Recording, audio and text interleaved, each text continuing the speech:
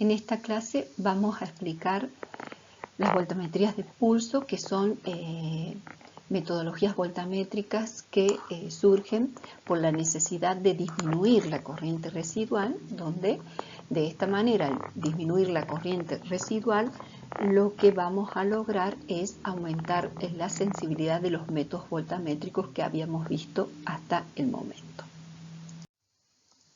En química se utiliza la voltametría con dos propósitos: para estudiar la naturaleza de las reacciones electroquímicas y también para medir las concentraciones de las especies químicas en solución, donde el potencial es variado linealmente desde un potencial inicial hasta un potencial final, a una velocidad constante. Esto es en la voltametría de barrido lineal, y donde la corriente es registrada como una función del potencial aplicado. Es importante destacar que en la instrumentación actual, que es digital y asistida por computadora, el barrido de potencial lineal es en realidad un barrido que se realiza variando el potencial, como vemos acá en esta figura, variando este potencial en pequeños incrementos, debido a que es imposible generar en forma digital una variación del potencial continuo. Por lo tanto, la onda de potencial aplicado, como observamos acá, tiene la forma de escalera. Los resultados que se obtienen aplicando una forma de onda en escalera, como se muestra en esta figura, pueden diferir significativamente de los que se obtienen aplicando una variación de potencial en forma lineal, donde en este caso vamos a tener que el alto del escalón, es decir, el valor de cada incremento de potencial, este valor de cada incremento de potencial juega un papel importante. Existen estudios teóricos y prácticos que han demostrado que para obtener resultados equivalentes a los logrados con una variación lineal del potencial, este incremento de potencial, este alto de la escalera, debe ser menor a 0,3 sobre n milivol, donde n es el número de electrones que están transferidos en la reacción electroquímica. El potencial se barre en forma lineal a una velocidad v en volt por segundo a la menos 1, y se tiene la siguiente relación, esta relación de intensidad de corriente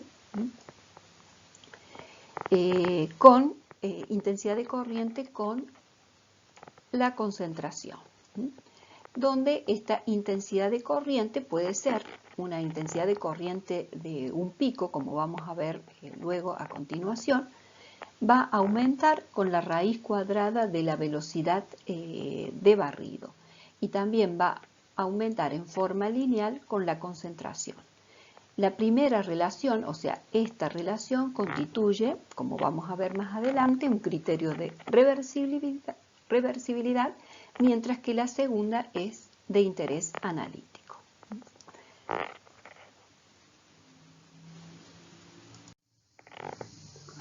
La limitación más seria en esta técnica polarográfica, como habíamos visto, es la corriente de condensador, que está originada por la variación de la superficie electroactiva, por ejemplo, de un electrodo de gota de mercurio.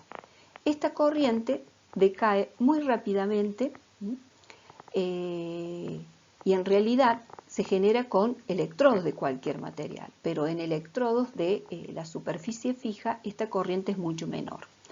A pesar de que los electrodos sólidos superan notoriamente al electrodo gotero de mercurio en este aspecto, su intervalo de potenciales útiles, como ya hemos visto, es mucho más reducido. Es muy reducido el intervalo de potenciales en los cuales se pueden utilizar los electrodos estos de superficie fija con respecto al electrodo gotero de mercurio. Los valores de corriente obtenidos con los electrodos gotero de mercurio son más reproducibles debido a que la superficie del electrodo se renueva continuamente también antes de efectuar cada medida de corriente. Esto también lo habíamos visto.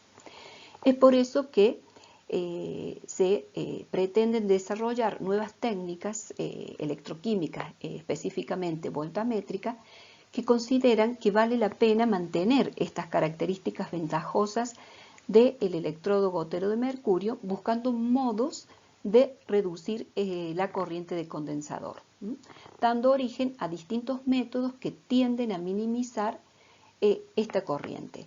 Si ustedes recuerdan, teníamos que esta corriente, teóricamente, si no se encuentra ninguna especie electroactiva que se pueda oxidar o reducir, debería ser cero. Pero existe acá, y acá se observa una pequeña corriente residual, que esa corriente residual podía ser una corriente faradaica o una corriente capacitiva. Que las técnicas que vamos a ver a continuación lo que tienden a corregir o a disminuir es esta corriente capacitiva.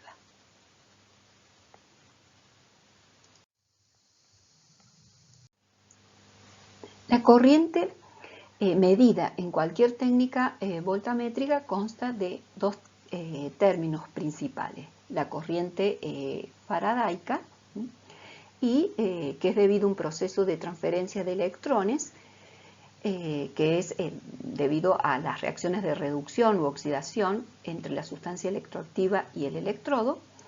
Y por otro lado tenemos la corriente de carga o corriente de condensador, que es debida a la carga y descarga de la doble capa eléctrica electrodo-solución.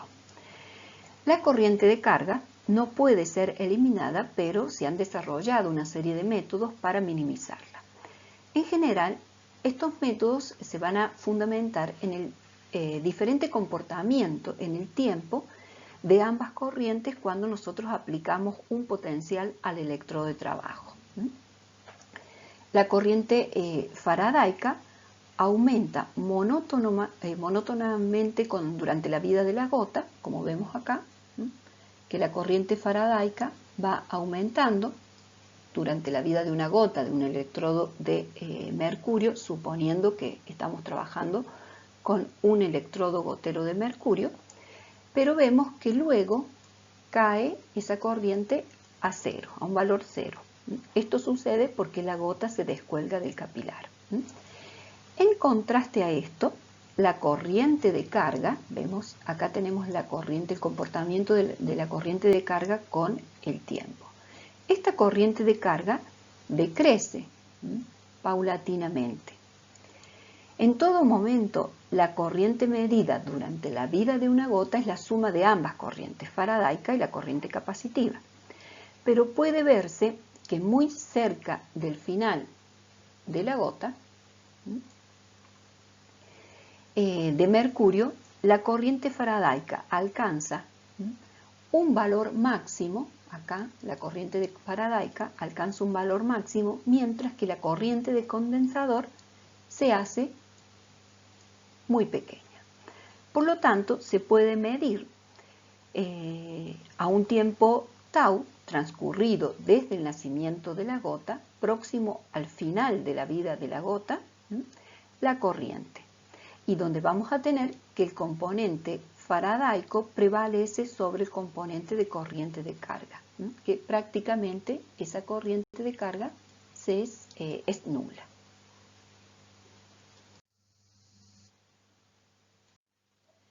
La voltametría por muestreo de corriente es una modificación de la polarografía clásica, donde el potencial acá se va a variar en una serie de incrementos y la intensidad de corriente se mide o es muestreada al final de cada incremento de potencial. Cada incremento de potencial va a tener una duración que es igual al de la vida de la gota de mercurio. Para tener un mejor control sobre el tiempo de medida de la corriente y de la vida de la gota de mercurio, el capilar del electrodo de mercurio es golpeado a periodos regulares con un dispositivo especial. El golpe que recibe ese capilar corta la gota de mercurio y sirve para marcar el tiempo y de esa manera, en ese tiempo, medir con precisión el inicio de la vida de la gota, de la siguiente gota y el próximo intervalo de muestreo. La sensibilidad y el límite de detección alcanzados por esta voltametría por muestreo de corriente son similares a los alcanzados por la técnica polarográfica de corriente continua.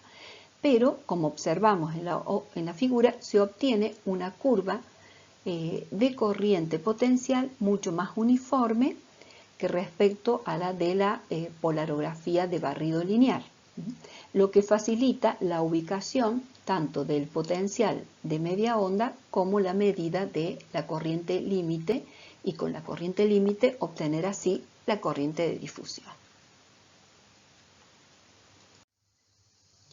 Vamos a explicar las voltametrías que aplican un pulso de potencial, donde en este tipo de técnicas se le impone al electrodo de trabajo una variación de potencial que no varía en forma lineal, sino que lo hace en forma de pulso. Todas las técnicas de pulso se fundamentan sobre la base de la diferencia en la velocidad cómo disminuyen las corrientes faradaicas y de condensador en el tiempo. Pero en estas técnicas esa diferencia es originada por la aplicación de un pulso de potencial y no por el crecimiento de la gota de mercurio.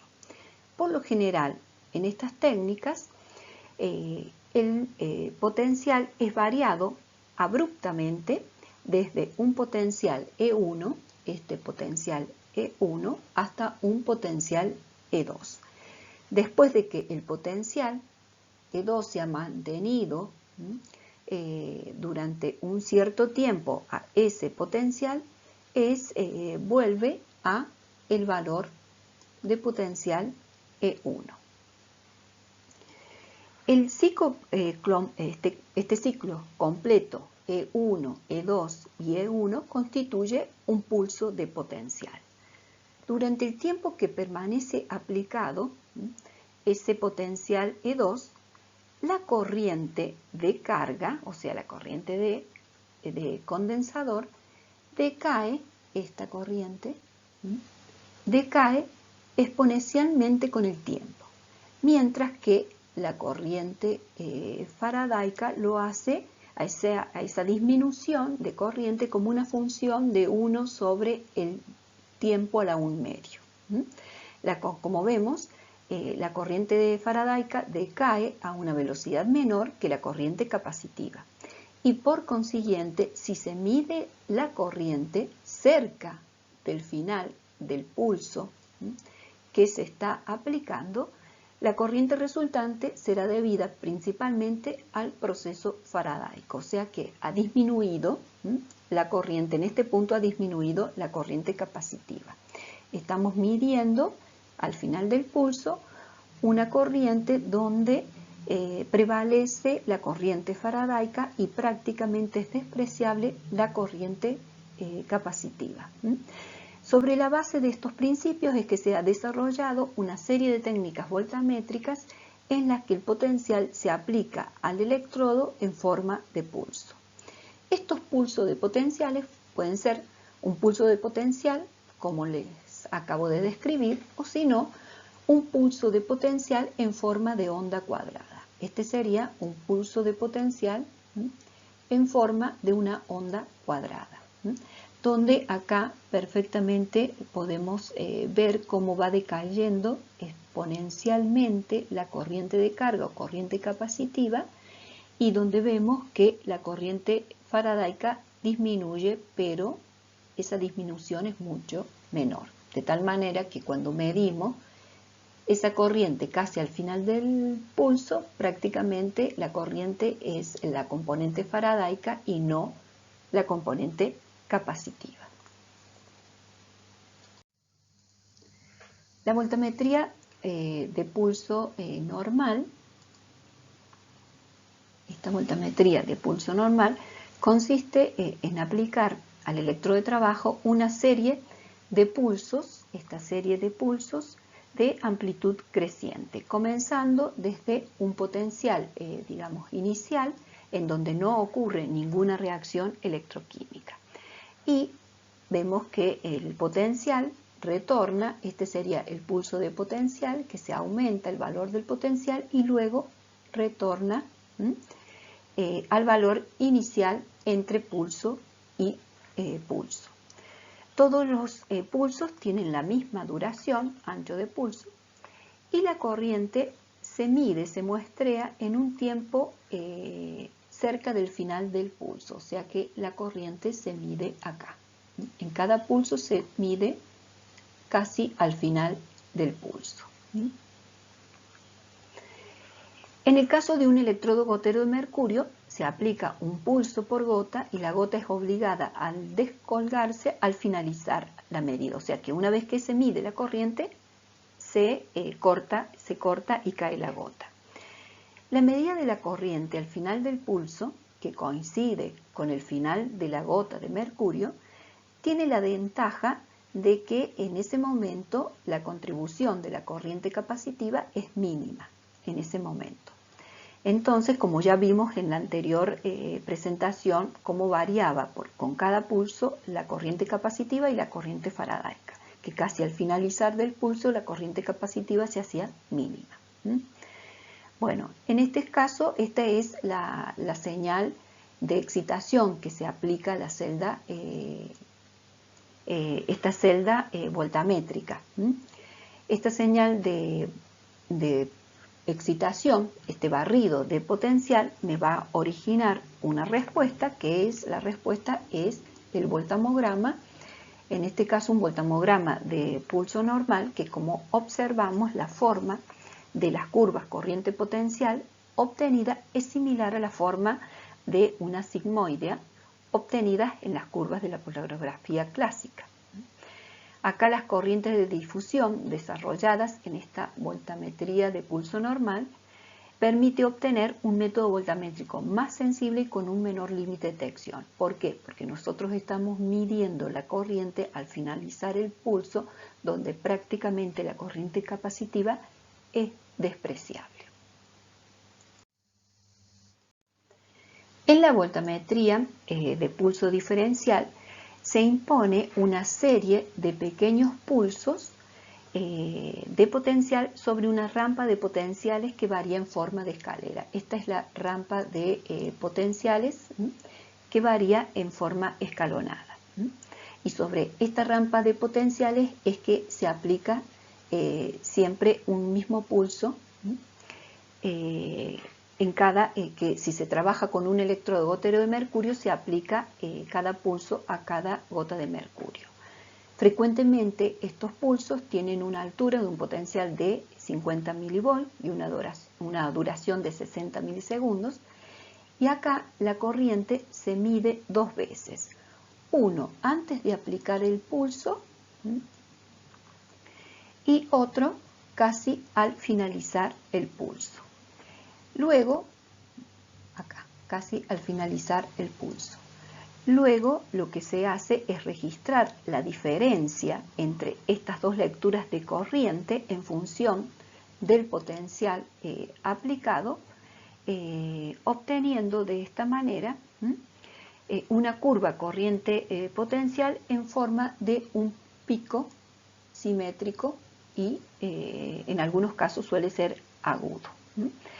La sensibilidad obtenida por la voltametría de pulso diferencial es similar a la alcanzada por voltametría de pulso normal, pero en este caso discrimina con mayor efectividad la corriente de carga y por lo tanto, o sea, la corriente capacitiva, y por lo tanto el límite de detección alcanzado es significativamente menor. En este caso vemos que este pico, como se está barriendo potenciales anódicos, este pico tiene una corriente, un pico anódico, una corriente negativa, ¿sí? Pero si nosotros barriéramos en el sentido catódico, el pico tendría valores positivos, o sea, la corriente sería positiva, corriente catódica. Este es un ejemplo de dos tipos de voltametrías. Vamos a comparar dos tipos de voltametría donde se ha aplicado a una solución de clorhidrato de tetraciclina. Se ha obtenido en este caso un polarograma o voltametría de barrido lineal para esta droga con una concentración de 180 miligramos por litro. Y en este caso es una voltametría de pulso diferencial, pero en este caso la concentración es de 0,36 miligramos por litro. Podemos observar perfectamente la capacidad que tiene de la sensibilidad, el límite de detección y la resolución que presenta, en este caso, la voltametría de pulso diferencial con respecto a la voltametría de barrido lineal, donde perfectamente en el caso de la voltametría de pulso diferencial se pueden cuantificar los picos. No así, no se pueden obtener las corrientes límite, por lo tanto la I de difusión en esta voltametría de barrido lineal. Y además se puede observar la cantidad de corriente que se ha generado por la reducción de estos compuestos, que en este caso, como era de 180 ppm, el clorhidrato de tetraciclina, las corrientes son del orden de los microamperes. Y en este caso, como teníamos 0,36, son mucho menor, del orden de los 20 nanoamperes. Otra técnica voltamétrica que minimiza la contribución de esta corriente de carga o corriente capacitiva es aplicando una corriente alterna. O sea, una onda es un pulso en forma de onda cuadrada. Y además de ser una técnica mucho más rápida, con esta técnica se logran sensibilidades adecuadas y menores límites de detección. En este caso, el potencial alterno, o sea, es una onda cuadrada que es impuesto, esta es la onda cuadrada. Que en este caso la onda cuadrada es impuesto sobre un potencial base que no varía en forma lineal, sino que lo hace en forma de una escalera. O sea que sobre ese potencial base en forma de escalera, en cada escalón de esa escalera se aplica esa onda cuadrada.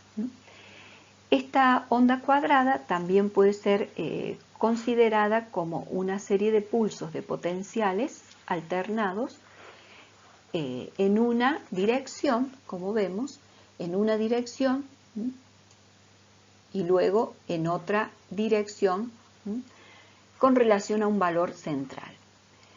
La corriente acá es medida al final de cada pulso o de cada semiciclo. O sea, si consideramos este pulso, podemos llegar a medir la corriente acá en un pulso de ida, medimos la corriente acá, y luego en el otro pulso medimos también la corriente, casi al finalizar el pulso.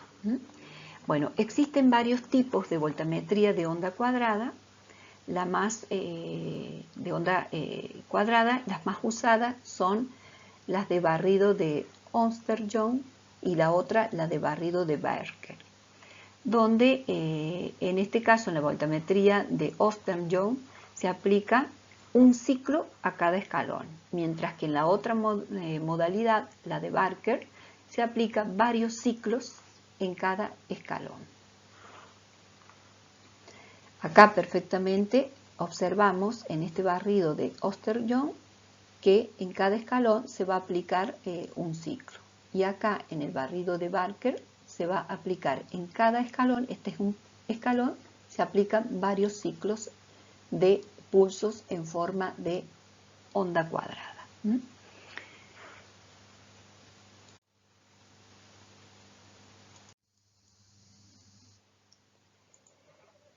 En esta figura se muestran las formas de las curvas corriente potencial, en este caso, para las diferencias de corrientes, porque recuerden, nosotros, como vimos en la presentación anterior, medimos la corriente en el pulso directo y luego en el pulso inverso de la onda.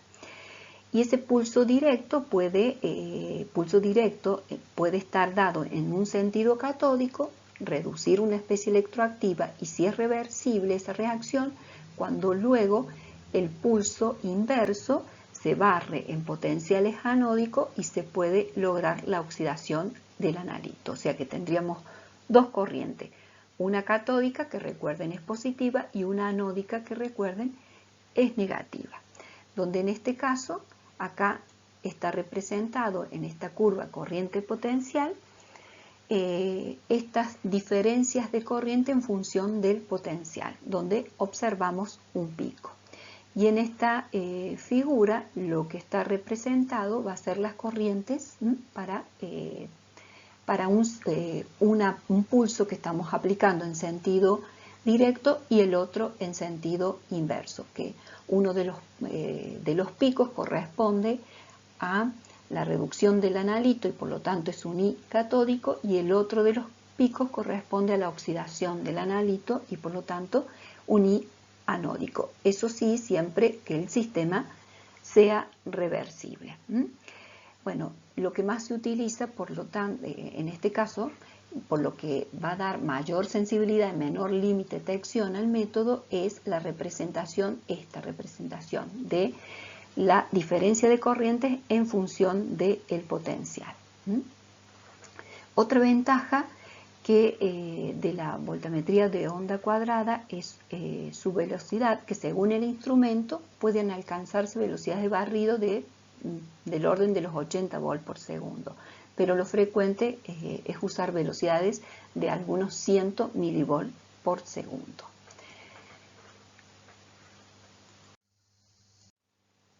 Ahora vamos a explicar la voltametría de redisolución, que debido a su marcada sensibilidad, donde se pueden cuantificar analitos que se encuentren en una concentración del orden de 10 a la menos 11 o 10 a la menos 12 molar.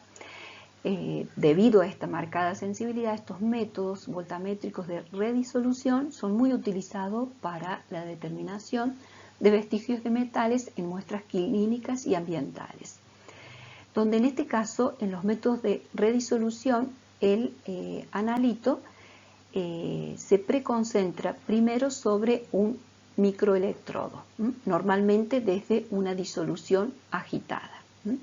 Y después, de un tiempo perfectamente definido, se detiene la preconcentración y la agitación también, y ese analito preconcentrado se lo va a determinar por cualquiera de los procedimientos voltamétricos que hemos visto explicado anteriormente.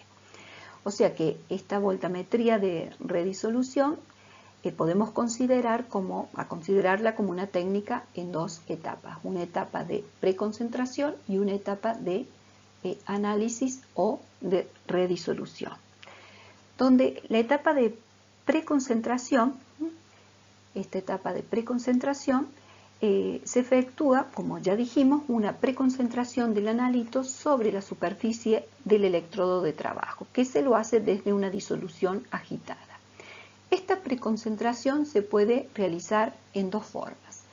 En condiciones de circuito cerrado, que esta consiste en depositar el analito sobre la superficie del electrodo aplicando un potencial controlado, y que ese potencial tiene que tener ser más reductor o más oxidante que el potencial de reducción o de oxidación respectivamente de dicho analito en estas condiciones experimentales. Y en el caso de circuito en condiciones de circuito abierto durante la preconcentración, esta se realiza sin electrólisis, es decir, no se aplica ningún potencial electrodo de trabajo, donde la deposición, o sea, la acumulación de la sustancia acá ocurre por absorción o algún otro mecanismo de las especies sobre la superficie del electrodo de trabajo. Este tipo de técnica recibe el nombre de voltametría de redisolución por absorción.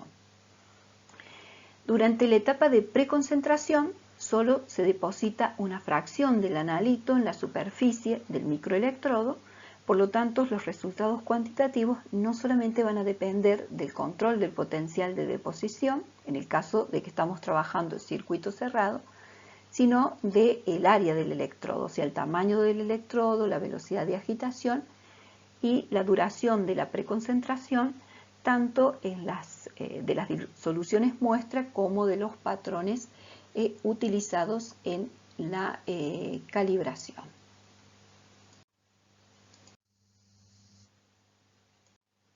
En la etapa de análisis se promueve la reducción u oxidación de la sustancia que se encuentra acá acumulada sobre la superficie del electrodo.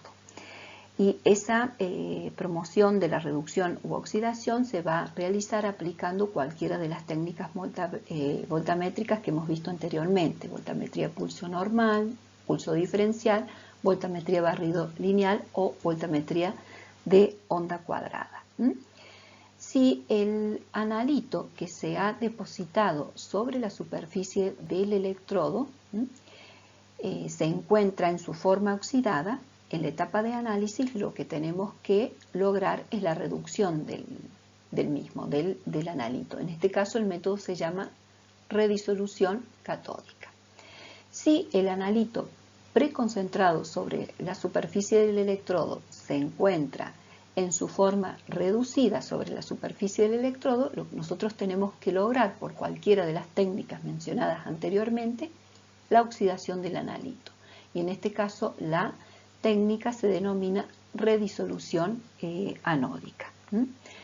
Además, tenemos que en esta etapa de análisis, que ya explicamos anteriormente, si se opera en condiciones de circuito cerrado, inmediatamente después de la etapa de preconcentración, en la misma solución, el potencial es variado, puede ser en un intervalo en sentido anódico o catódico, dando, como expliqué recién, el origen del nombre de la técnica, redisolución anódica o redisolución catódica.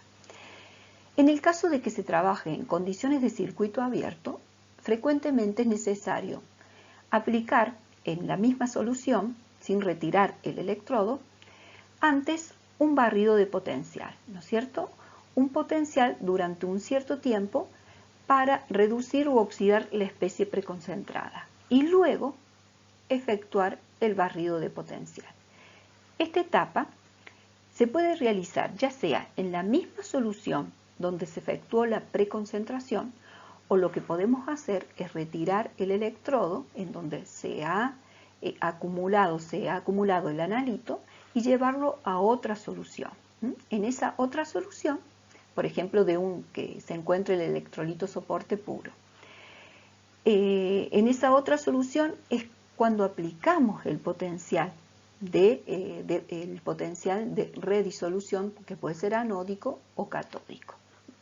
Esta última forma de trabajo va a mejorar la selectividad del método, ya que la aplicación de esa diferencia de potencial durante la etapa de preconcentración en condiciones de circuito cerrado puede aumentar la probabilidad de que otras sustancias electroactivas puedan estar presentes y se codepositen junto al analito, dando respuesta después esas sustancias que se han codepositado, dando una respuesta a una intensidad de corriente luego en la etapa de redisolución. O sea que estaríamos midiendo no solamente una corriente del analito que nos interesa, sino de algún otro analito que se codepositó.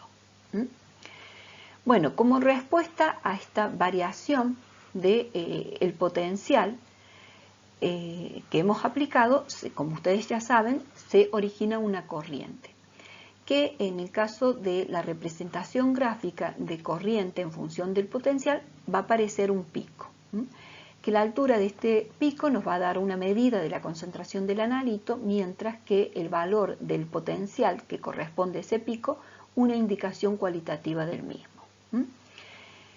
El potencial, como ya mencionamos, puede ser barrido en cualquiera de las formas que hemos visto anteriormente, cualquiera de las técnicas: pulso normal, diferencial, onda cuadrada, etc. Bueno, los electrodos que más se utilizan en este tipo de técnicas son los electrodos de gota de mercurio, suspendido, la gota de mercurio tiene que estar suspendido para que se preconcentre el analito sobre esa superficie del electrodo, y también puede ser un electrodo de película de mercurio, y también los electrodos que se pueden llegar a utilizar son electrodos sólidos como de oro, de platino, de grafito vidriado, de pasta de grafito, etc. Acá vamos a describir un ejemplo de una aplicación de la voltametría de redisolución, que en este caso sigue un método de redisolución anódica para la determinación de cobre y cadmio en una solución acuosa de estos iones. Lo que primero se hace es aplicar un potencial, que es un potencial catódico aproximadamente de -1 volt al electrodo de trabajo. Este potencial causa que tanto los iones cadmio como los iones cobre que se encuentran en solución en forma oxidada se van a reducir y depositar como metales.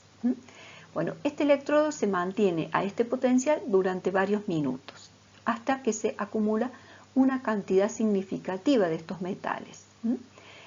En un momento se va a detener, a un determinado tiempo, se va a detener la agitación y se detiene la deposición. Y luego, para completar el análisis, se utiliza un método voltamétrico, por ejemplo, de barrido lineal, y en este caso el potencial del electrodo se va a barrer hacia potenciales menos negativos, o sea, en sentido, en este caso, en sentido anódico, o sea, son potenciales de oxidación, que lo que nosotros vamos a lograr es la oxidación de los iones del cobre y del cadmio que se depositó sobre el electrodo.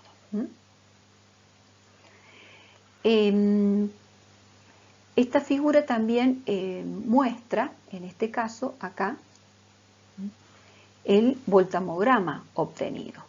Acá hemos descrito el barrido de potencial que se aplica sobre la solución de cadmio y cobre para preconcentrar, y luego que se ha preconcentrado hemos logrado la oxidación y la determinación por cualquiera de las técnicas voltamétricas.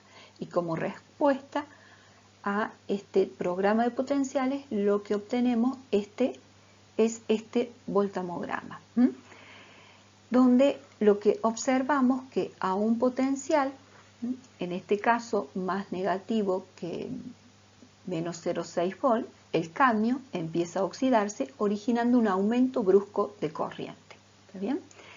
Y luego, a medida que el cadmio depositado se va consumiendo, luego la corriente disminuye a su nivel original, para luego observarse un segundo pico, este pico, que este pico se debe a la oxidación del cobre, cuando en este caso el potencial que se ha alcanzado es del orden de, en este caso, -0,1 volt. Acá las alturas de los dos picos son proporcionales a los pesos del metal depositado, el metal que se acumuló sobre la superficie del electrodo. Bueno, se han informado en bibliografía, en este caso, voltametrías de redisolución anódica, donde los límites de detecciones alcanzados son del orden de 1 por 10 a la menos 12 molar, pero para un tiempo de preconcentración de 30 minutos, que es un tiempo considerable.